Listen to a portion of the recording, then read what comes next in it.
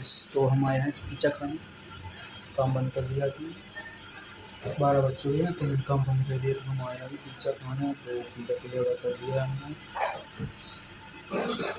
तो मैंने सेलेक्ट किया था ये वाला मेन्यू, मतलब पनीर वाला। तो मैंने ये 169 का ऑर्डर किया है। तो टाइम लगेगा काफ़ी बनने में, देखते हैं टाइम लगेगा बनने में। देख सकते हैं ये सूप है और अभी खाली खाली रख लिया। धुआं इसलिए है क्योंकि अगरबत्ती जली हुई थी।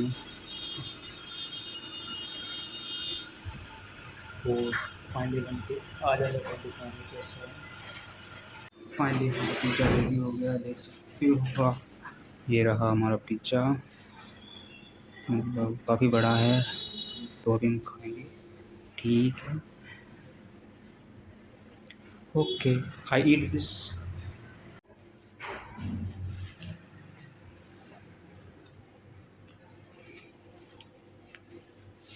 टिश्यू नहीं रखते, टिश्यू।